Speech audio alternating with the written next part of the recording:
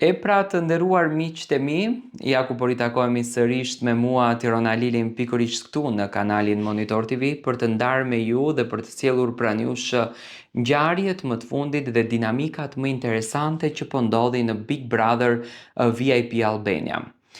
Dita e sotme ka qenë një ditë e zjarrt, ka patur shumë diskutime, ka patur shumë debate ku në qendër të vëmendjes ka qenë Miri edhe Mateo.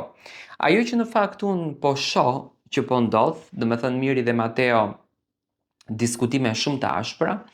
Miri duke akuzuar Mateon që është homoseksual, që ka do me thënë përqyeshmëri për meshkuj, që ka ndjenja për meshkuj, sepse në formën kur Miri e provokonte, sipas fjalëve të Mirit, Mateo ngrinte buzat. Mua nuk më duket Mateo një djalë i tillë, mua më duket Mateo një djalë shumë i rezervuar edhe në debate. Ai për shembull nuk e ofendoi Mirin deri në atë shkallë, do me thënë nuk e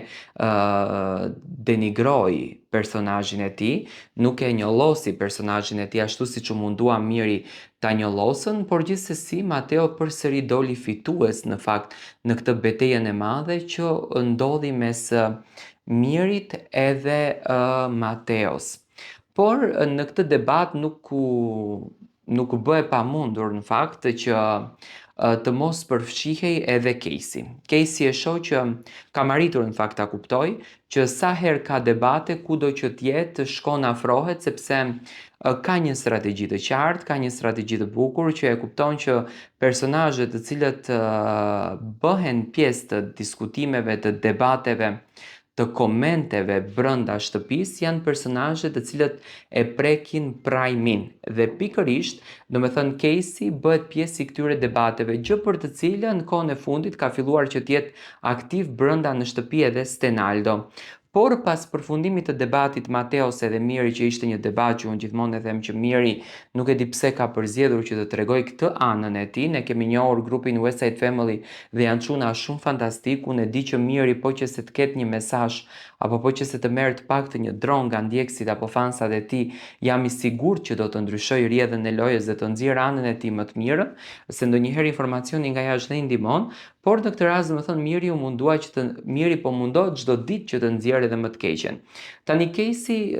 pa pikë turpi përdorë një fjalë kundër drejt Stenaldos që nuk dua ta përmend, thot atu, domethënë na u eksitove në momentin që Baby G erdhi në krevatin tënd. Nuk është e bukur që meshkujt të përdorin një gjuhë të tillë brenda asaj shtëpie, do me thënë nëse grindjet duhet të jenë në kuadër të asaj loje, duhet të bëhen për lojen që luhet dhe jo të përdorin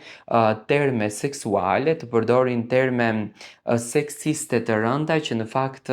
irritojnë publikun. Casey dhe Rogerti kanë një lloj plasje shumë interesante që nuk e matin veten se çfarë flasin, por gjithsesi unë uroj me zemër që të reflektojnë se nuk është e bukur, ndërsa dua ta komplimentoj Mateon për qëndrueshmërinë që ka në debate.